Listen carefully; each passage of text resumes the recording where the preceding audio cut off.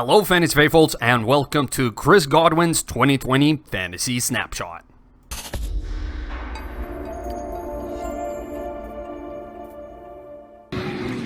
Winston on third down. Winston throws back of the end zone.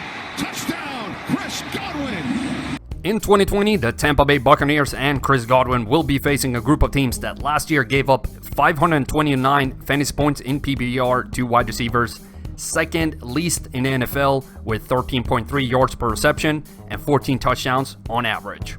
Breaking down his receiving, we see that Godwin doesn't fit the mold of a perfect fantasy receiver, but makes up for it in other ways. He sees more of his targets to the short right than left, but has a ton of deep right targets, which is fantastic.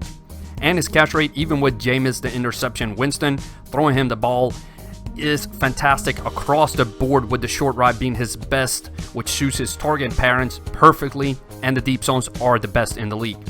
Finally, being above league average in all but one zone in yards per reception guarantees that he'll still be productive. Only negative I have about Godwin is that 8.9 in the short right, his most targeted zone, that is below average, but you can't have it all. The opponent that fits his strengths the best is the New Orleans Saints. They gave up 33.1 yards per catch, and opposing receivers had a catch rate of 84% in the deep middle zone, so be sure to start him in DFS for that game. I would like to take a second to remind you to hit that like button, leave a comment what you think about this video, and subscribe to the channel. I love every interaction I have with y'all, and every little bit helps me put out even more content.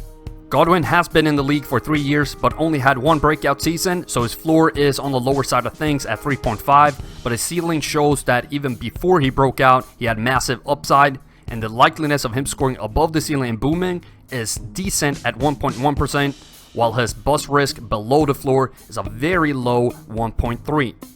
His touchdown rate last year was 7.6, the 23rd highest in the league, so a reliable touchdown catcher, but not something that defines him.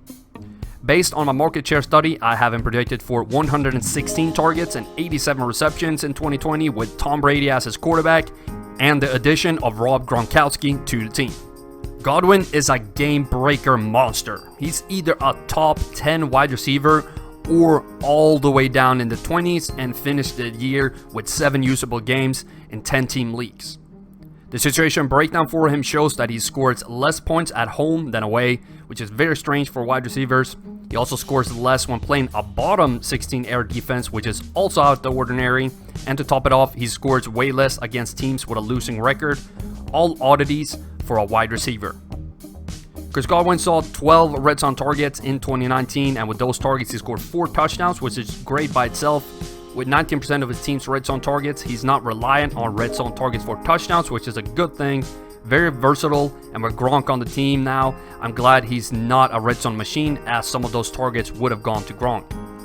The average risk of Godwin not scoring above 10 fantasy points in 2019 was 22%, which is the second lowest of receivers, which is a very low risk number and indicates a reliable fantasy scorer. Based on his current ADP of 17th overall and all the numbers I've laid out in this video, I give him a draft grade of B. In conclusion, the new quarterback in Tom Brady, Gronk joining the team, and we don't know where all the targets will go. I still like Godwin, but this is a high price for him. I'd rather go Evans 10 picks later. They're sitting at the 20, maybe just outside. Winston to the end zone for Godwin and a touchdown.